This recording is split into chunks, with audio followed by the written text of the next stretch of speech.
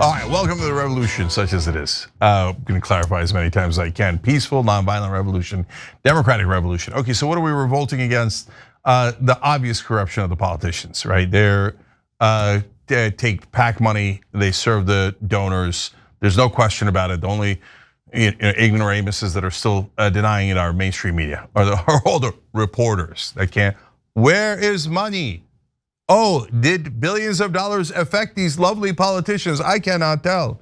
Okay, so we're gonna get to some parts of that in a second. But guys, first I gotta tell you, super interesting. We're trying to affect Congress. We're trying to push them from the outside to do the right thing.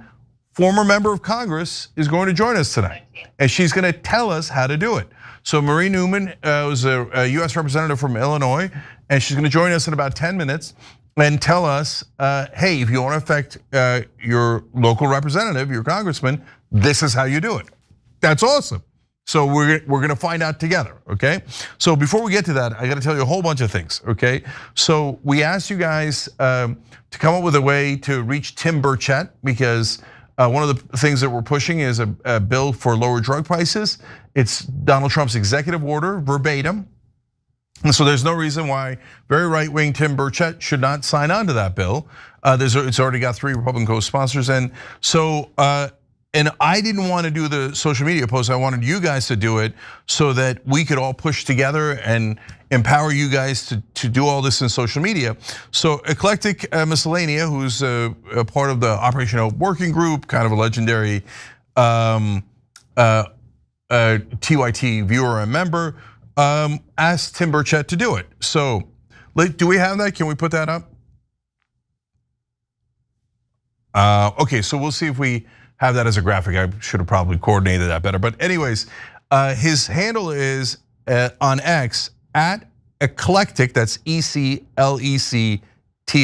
Oh my God, we should have definitely done this as a graphic. Anyway, and then Miscellaneous, just MISC. God, that's a hard one. Eclectic Miss C, okay? And I liked it. If you can, find it on X and repost it. Here, I'll do a quote on it, and you could find it through mine too. We're asking members of Congress to do this while I'm doing it too, if you don't mind.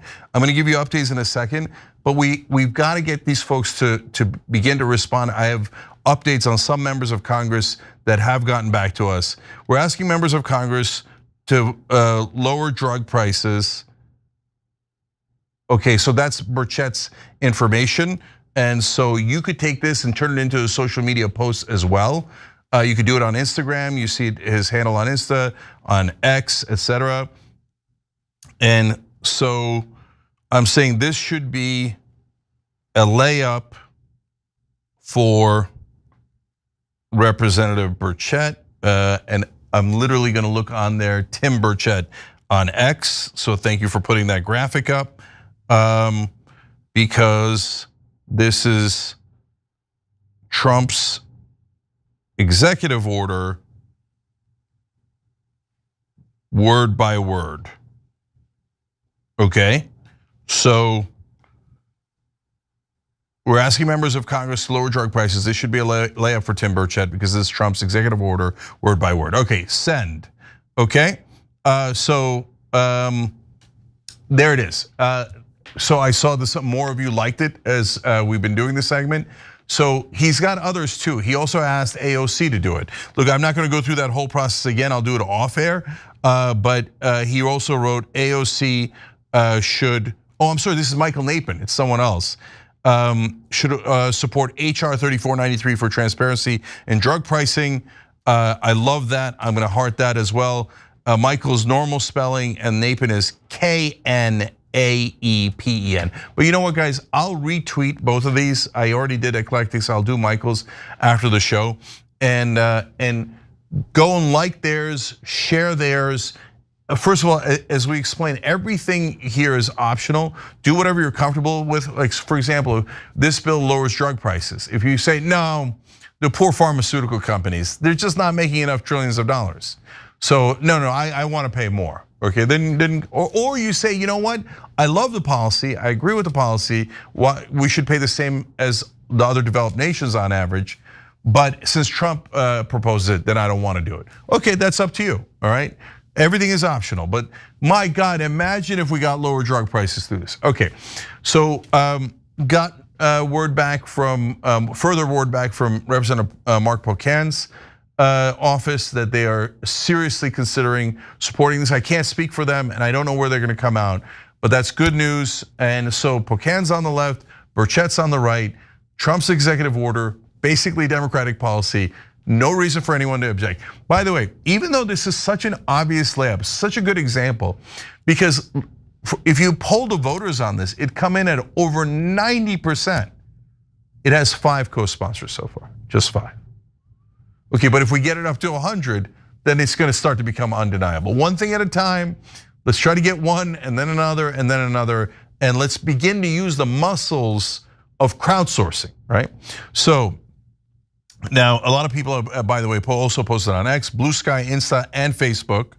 Okay, and then somebody said that they love the idea of the paper trail for the members of Congress. How much money did they take from the donors, and did they vote with them? How did they vote? So does it match? Like our guess is it'll match about 98%. You might get a random 1 or 2, right? But overall, the politicians, you will see if we do that effectively, vote with their donors nearly 100% of the time. So the rest of politics is a joke. It's a BS movie that mainstream media is playing for you. It's not real. What's real is the money. So along those lines, people liked it, and on the discussion board, there was a discussion around it, and they started calling it Project Paper Trail. Ooh, I like that. So here it is. Project for Progress started it, saying, hi everyone, I originally shared this idea and ideas, but I wanted to post it here too so we can get a broader conversation going. Arpon from TYT reached out to me. Turns out he's a computer science teacher and he's going to start working on this project. I believe Cenk may have even mentioned it on tonight's show, which I'll catch up on tomorrow. The core idea is to build a public tracker/database that correlates voting records with campaign contributions for each member of Congress, every governor, and modern day presidents, Clinton through Trump. The goal is to make it simple to navigate. You'll be able to sort by lobby and instantly see what percentage of each politician's funding comes from each one of those lobbies.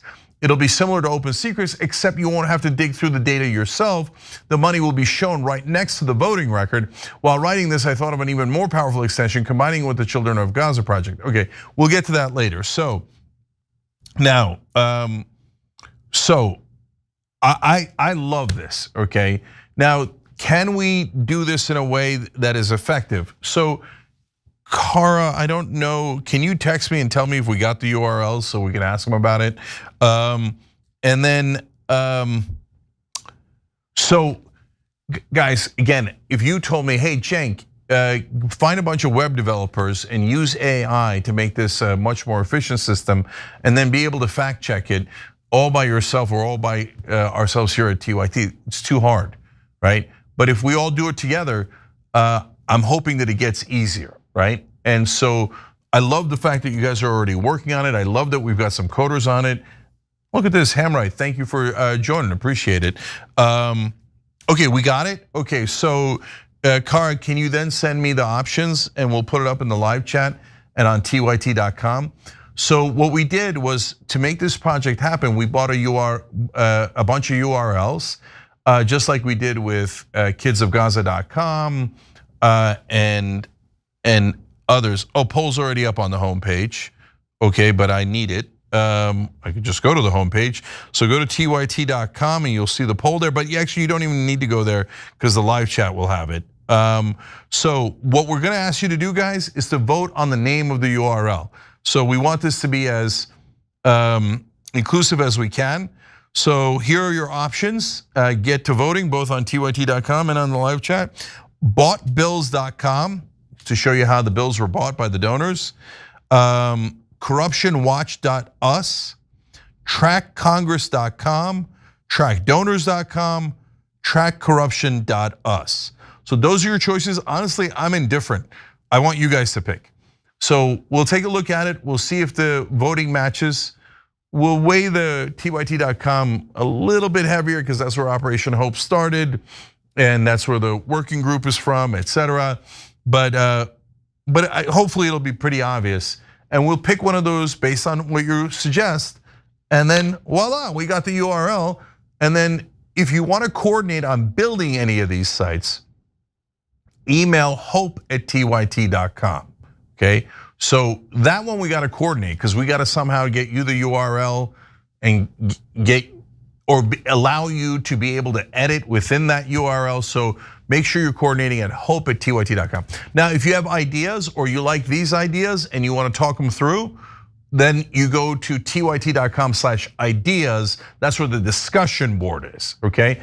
But guys, like mainly as you see things happening, oh, Zane said that he could, Carr just told me, Zane, who is one of our moderators, said he could do the site. So fingers crossed. I mean, I would love it. And by the way, this is not revolutionary in the sense that, oh my God, nobody's ever done this before. Maybe they've never done anything like this entire project. But in terms of me asking for a website and then somebody from Operation Hope creating it, the original working group, there's another guy named Michael there. He does that all the time. So he's done it a bunch of times. So let's see what we come up with. And let's see if who can fact check it too, by the way, we're gonna need that.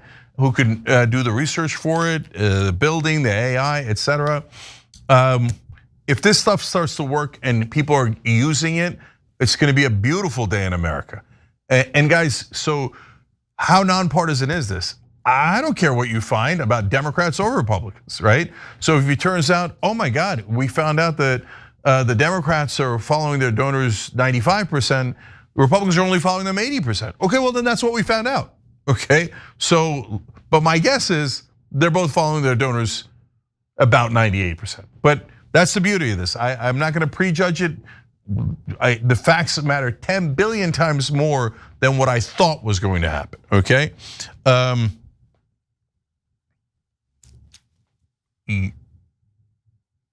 Not .us.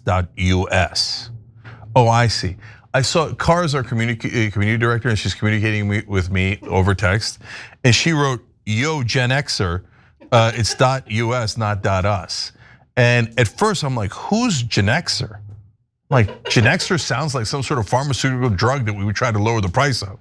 Okay, I'm like, "Oh, Gen Xer, that's me." Okay, Marie Newman's on. All right, here comes Representative Marie Newman to tell us how to do this. All right, former representative from Illinois, thank you for joining us. We appreciate it. Well, so good to be here. Yeah, I like that we've got a former US congressperson as part of the revolution. Okay, so Marie, we want to influence the folks in Congress from the outside. This has been done before. Jon Stewart did it with the first responders bill. He raised enough pressure, etc. But when we go to contact members of Congress, for example, let's do the drug bill, right? So Ro Khanna took Donald Trump's executive order on lowering drug prices to the same price that developed nations pay, word for word, and turn it into a bill. And so it should have everyone co-sponsor it. It's a Trump executive order and it's Democratic policy, but it only has 5 co-sponsors. So we're all reaching out, and already hundreds of our viewers have reached out to different congressional people. But how should we reach out? What should we do? Yeah, it's a little bit like human interaction of all sorts, right? Is that in person always works best, right? So go to their office if you can, set up an appointment if you can, and tell them what's on your mind. And folks, you do not have to be steeped in knowledge of either the pharmaceutical industry, healthcare industry, or on policy. You can tell it like it is. I would like my drugs to be cheaper. It's as simple as that. So in person is always the most powerful, however you can do that.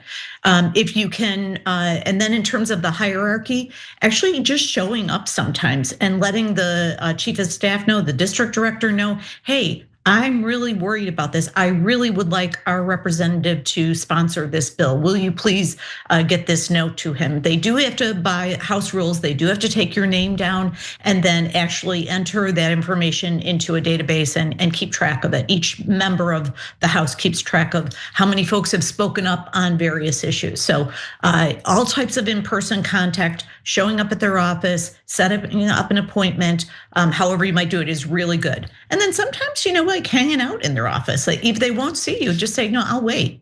And if you hang out, that's very powerful. But then obviously in the overall hierarchy things, a call is always better than an email. Email is better than social media, actually. Where you get great traction with social media is to get others to do the calling and to showing up. So those are some of the things that actually work. Petitions are okay. I'm not a big fan just because they didn't particularly impact me when I was in the House. So I wouldn't spend as much time on that, but do contact them. It's easy and it does make a difference. Okay, that's actually really encouraging, and I'm a little bit surprised by it. So first I want to review and then I want to ask you about the in-person part. So you're saying in-person, then calling, then email, then social media in order of effectiveness. Right. Okay, so now the in-person part, does it matter if it's their office in DC or their office in their district? It doesn't really matter, honestly. Like, now I will say, if you have a Republican member of Congress, it's a problem, right? Because they're not even going to they're so afraid of seeing constituents at this point. They're rarely in their district offices. District office is easier and better, and they have to spend as much time there when they're in district. So going to the district office is equal to going to DC. Don't spend the money or the time or the energy to go to DC. Go to their district office. Okay, and then if you get their chief of staff, is that almost as good as getting the congressperson? And will the congressperson actually see you? Like, because that's the part I'm surprised by. Well, let me tell you from personal experience. So when I was part of Moms Demand Action, one of the things we would do is show up at members' offices and sit there for 5-6 hours. And sometimes you got lucky, you really did. And I used to do this with school boards and with all kinds of elected officials, show up and say, well, I'm not going anywhere. And you know what, sometimes you get lucky. It's probably only 30% of the time. But to answer your question about chief of staff, is that they usually do, like, remember, they're public servants as well, and they're there to help you. And they're also genuinely, I mean, I would say regardless of political stripe, they do want to help people. They really do. That's why they're doing that job. So do give them all the information. And again, you don't have to be completely articulate in any one topic. Just tell them, hey, this thing is bothering me and I'd like my rep to sponsor this bill. So you're giving me ideas, which is of course always dangerous. So could people just keep swinging by and being like, hey guys, we want to remind you of HR 3493, let's lower drug prices, see you tomorrow. 100%, you can be a frequent flyer. I always used to tell people that were trying to lobby me, I love that you're a pleasant nuisance, because I've been a pleasant nuisance my whole life. So of course, don't get any, like, don't be mad, don't be. No, be respectful, of course. Yeah. Be respectful, calm, kind, all of those things, but also be firm. Let them know, like, well, I'm just gonna sit here then with a smile. Yeah, and so now you gave me another idea, which is maybe people should go and have lunch at their district office of their congresspeople. Like that, you could make it a thing. Hey, let's go to see our congressperson for lunch. We'll hang out. He's probably not there, but if he is, or great. If he's not, that's okay. We'll eat our lunch together, and we'll just say, hey, we came to say lower drug prices again, because it's really important to us. And right. So, and if it's a Republican, you say, can someone get us an explanation of why he's opposed to Trump's executive order? Right. Because that's gonna be a tough explanation, right? And then if they're a Democrat, can you get us an explanation as to why a Democrat wouldn't want lower drug prices? Yeah. Right? And so I would love to see their explanation. You and I know that answer, Cenk. Okay, go ahead, what's the answer? Well, you know what the answer is. I know, but I want you to say. The Democrats that are refusing to sign off on cheaper drugs are the folks that are getting PAC money from healthcare and pharmaceutical companies. I can guarantee, and it's easy to find, go to fec.gov, if they've received money from either of those entities or both, which is often the case, they're likely not gonna love that particular bill. You know, in an ideal scenario, we get a lot more Republicans first, 20, 30, 40, 50, whatever the number is. And I'll tell you why. Because if the Republicans are fighting like hell to lower drug prices, that's gonna embarrass the Democrats, right? Because I agree with Marie. I think they're faking it. I don't think that they actually want lower drug prices, but you gotta call their bluff, right? Yeah. You said lower drug prices 1 billion times if you're a Democrat, right? This would definitively lower it. And by the way, the reason why Ro Khanna turned it into a bill is because if it's an executive order, it could just get knocked down by the courts. But if it's a bill, it can't get knocked down. So that's why it only has 5 co-sponsors, because they're. Congressman kind of called his bluff too. It's like, so Trump knows that he can't do anything, but it sounds tough and like he's trying to get something done, and then he can say, "Oh, well, the courts wouldn't allow me to do it because they don't believe in me, and it's just a problem. But I want you to have cheaper drugs." When in reality, he knew before he ever put pen to paper that there was nothing he can do because it's not binding and it's not a law. So, okay, now back to the priority order here. I hear you. If like 3 or 4 people go to inside the office, polite, etc., insistent, great, versus 3 or 4 people in social media, the people in person definitely better. But what if it's 3 to 4 people in person, but wait a minute, you got 1,000 tweets about this, or it does affect them. I don't want to underplay it so much, but in the overall, what they really keep track of, like a staffer is not going to track the number of tweets, but they will track the number of calls and emails that they receive. So when you were in Congress, which was not that long ago, but it's just everything's speeding. Yeah, just 2 years ago, but everything's speeding up so much. So were people, like, it seems like the Congress people now are maniacally on social media, right or wrong, good or bad, right? So was it the same way before? And do they mainly check X? Do they mainly check, like, do they themselves check anything, or is it just the staffers? Staffs are looking for, so on social media, it's not such a science, right? They're saying, well, gosh, it feels like a lot more are on this side of this issue versus this side of the issue, right? That they'll report that back to their principal, the member of Congress. Members of Congress there's some that are on, I don't even know how they get a job done because they're on so much, it's wild. And it kind of depends on the topic. So when it comes to calling them out on a specific bill, where you can say, House Bill 9447 is something we want you to vote for, and it's simple, then X probably is a way to do that, whether it's Republican or Democrat.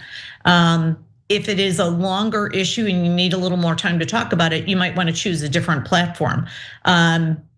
Increasingly, I'm seeing a few things happen, is that more and more people are getting off X. So that's, it's not as popular to have those discussions, but there's still lots of fighting that goes on there.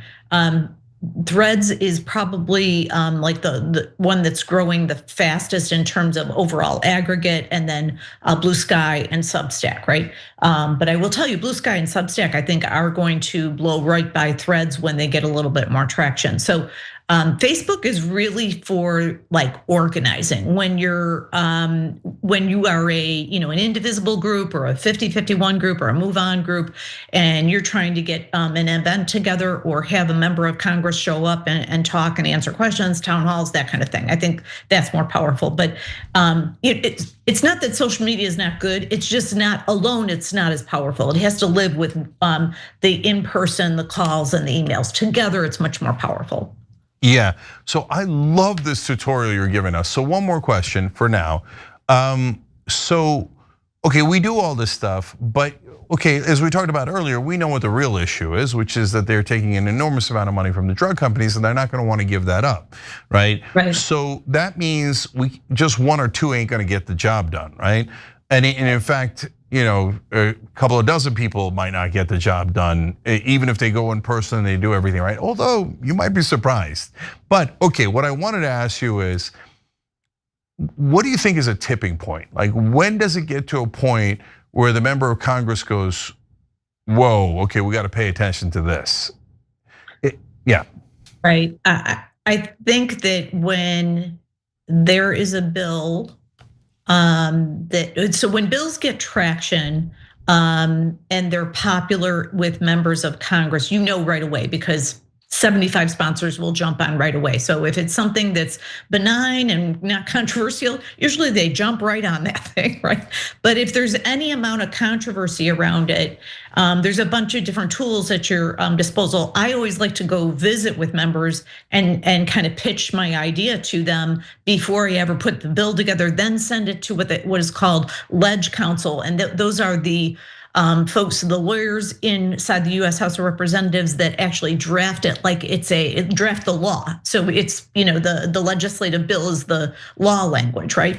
And so when it does get jumped on, it's usually a more benign bill. When it takes a lot of convincing, in-person meetings, pressure from outside, you have a bunch of tools. You can get your activist relationships engaged and start to influence various members of Congress. You can have friends of yours in Congress that are other members that are friendly with members to pressure them to do it. You can have leadership pressure them. You can have other outside groups pressure them. So the tipping point usually comes when all of those groups and entities are really pushing hard. And as an example right now, I would say that while the Democrats probably really can't get anything through right now, I do see pressure on Democrats to stop taking AIPAC and Democratic Majority for Israel and 314 Science money, because it's basically all AIPAC money. I think more and more are signing on to the pledge to not take any of that bully PAC money. So that's an example where all those groups really pressured, and I've seen a tipping point just in the last 4 or 5 months. Yeah, no, to your point, and by the way, Representative Newman was a leader in that category. She voted against one of the funding bills for Israel, and AIPAC and the Israeli lobby attacked her, and part of the reason she lost, but she knew that those were the risks, and she was courageous enough and patriotic enough to do that. And the fruits of your labor have begun to be evident now, because Seth Moulton today said that he will no longer take AIPAC money and that he is going to return the AIPAC money he took earlier. And that is shocking, because Seth Moulton is one of the more conservative establishment Democrats in the country. Sure, lovely guy, by the way, but he has always been conservative and really did what he was told by AIPAC, right? So yeah. See, that's compelling to me. I mean, I've seen a lot of folks in the New Dem caucus, which is kind of the middle of the road caucus. There's the Progressive Caucus, New Dems, and then the Bulldogs, right? I have seen more and more of the New Dems saying, I'm not taking that money anymore, and I'm not supporting giving Israel more bombs. Like many have signed on to Congresswoman Delia Ramirez Stop the Bombs bill. That has been heartening. So, and we'll see how this quote unquote ceasefire goes, right? Let's see. Yeah, look, ma'am. Look, ma'am. I've been called worse. We're making progress in ways that are actually a little bit shocking. I wouldn't have guessed this in a long time. On the other hand, the genocide has been so horrific that it's jarred even a lot of the callous politicians in the right direction. All right, we're kind of out of time, but I gotta ask you just last thing here, because you mentioned it. First of all, thank you for pointing out the organizations. I'd kind of forgotten about that. So if we can, that's another good way to go. We can get right, if we get Democratic or left-leaning organizations or right-wing leaning or Republican organizations to push, that'll also help. So that's another avenue we have to create pressure. So the last substantive question I wanted to ask was about the media, because I forgot to ask that. How much of an effect does that have if all of a sudden either CNN is talking about it or Joe Rogan is talking about it, et cetera? Oh, I think the brosphere, the podcasters have a lot of impact on everyday folks, but just remember, it's the kind of the circuitous route to the rep. So every time one of those big podcasters, the Call Your Daddy lady and the I've Had It ladies and Joe Rogan and Theo Vaughn and all of these characters, they're impacting and motivating their listeners, right? And then those listeners motivate the rep. So it's just another route to getting constituents to activate. Okay, all right, so media, organizations, more routes. And lastly, Marie, look, everything here is optional, and you were so wonderful to join us to begin with, so I hate to give you a homework assignment. Okay, but if you got one of your former colleagues, don't name anyone because we don't want to put them on the spot, right? To say yes to HR 3493 and co-sponsor it, explain to them that there would be fireworks here. Like we would endanger the fire code, and they would be heroes and celebrated, right? And it's easy. It's lowering drug prices. So if you help us get one on the board, you'll be an even bigger American hero because you really are one already. I'm not joking. And it's funny, I have had conversations about that, and they never bring up the corporate PAC money or the money associated with the associations that provide PAC money, but it is that. I can just tell you, folks out there, it's the PAC money. Yeah, there you go. She was in Congress. She knows it. It's definitive. It's empirical. It's true. Marie Newman, you're amazing. Thank you for joining us. We really appreciate it. Have a great night, guys. All right, you too. All right, so last things, guys. Number one, I'm gonna read more of these tomorrow because we're close out of time, but we got a bunch of folks that came up with good ideas. One of them reached out to a state rep on the populist plank and got a long letter back. Reaching out works, it works. And by the way, Wolfpack did this for a long, long time, very successfully, especially at the state rep level. So, you know what, guys? I'm gonna do a bonus episode for the members. I'll tell you a story of reaching out to politicians being a spectacular success. And it was my dad who did it. So you'll see and you'll go, wow, really? That was when democracy worked a little bit better. But I'll save that for the members because they're awesome. And lastly here on the battle is joined. We had Marie Newman as a former Congresswoman from Illinois join us today. On Monday, Keith Knight is going to join us. Well, who's Keith Knight? He's the managing editor at the Libertarian Institute. Here comes the libertarians. The battle is joined. All right, I love this, and we're making some progress here. And then I'm looking forward to that on Monday. I'm looking forward to telling you guys more about the progress we made internally and externally, and reaching reps tomorrow, same time, of course, at 8 o'clock Eastern. Right after the show, 6 to 8 p.m. Eastern, of course, is the Young Turks. Okay, go straight to the bonus episode, right? So for those of you who are members, stay right here. We're going straight to the bonus episode, even without a break. And here we are. Okay, so you got to be quick on this one. You got to be on the member stream or switch over quickly. So since this is our first day doing it without a break, I'll give a pause here, a slight second. Okay, now I'll start. Okay, so my dad used to write letters all the time, and that's how people communicated back then. No email, no social media, etc. So back in Turkey, he would write letters to CEOs of companies. I think this is what you should do, right? He would write letters to the prime minister. And back then there was like 13 people writing letters to politicians and people. So they'd be like, whoa, look, I got a letter here. Huh. Some rando farmer from southeastern Turkey wrote this in. And then they would write back. And so my dad believed, well, that's the right answer, right? I mean, and he had such amazing success with it. CEOs of major companies would write into this poor kid. Like he wasn't a kid at that point. At that point, he'd already gone through school and become a mechanical engineer, but he was tiny. Like they had no business responding to him, right? But they would because they were so genuinely moved by his letter, and he had good ideas, etc. So anyways, he comes to America and he starts writing letters again. So I'm like, Dad, it's not really like the 1950s and 60s in Turkey. Now a lot of people are writing, and now this is the 1990s. We're still not in social media era, right? But I'm like, it's not as likely to work, right? And then later when I became a talk show host, he's like, why you don't write letter to Ahmet Erdogan? Have him help you. Who's Ahmet Erdogan? He's like a legendary music producer. And he worked with some of the biggest acts in American history at the beginning of rock, etc. How is he gonna get me a radio talk show? But my dad thought, just write letter, he will do it, okay?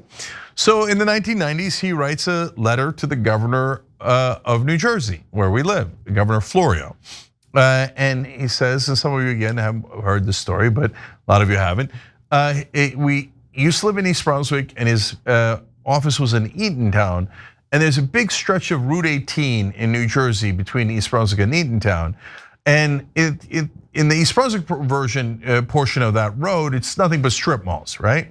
But once you get outside of East Brunswick, it turns into a long stretch of road that's just trees on both sides, a little grass divider in the middle. So, I mean, it's beautiful in the fall, but overall boring, right? There isn't anything there at all. And so my dad writes a letter, Dear Governor Florio, I am bored by this road. Okay, I have been driving 40 minutes a day for the last 10, 20 years. I have idea. Okay, so what was his idea? He's like, look, he's a practical guy. He runs a business, etc. He's an engineer. He's like, nothing too fancy, okay? Just wildflowers. He said, why don't you put wildflowers on the divider, the grass divider between the two sides of the road, right? It's like kind of perfect because it's big enough as a space that you could put the flowers there, but not so big that it's impractical, right?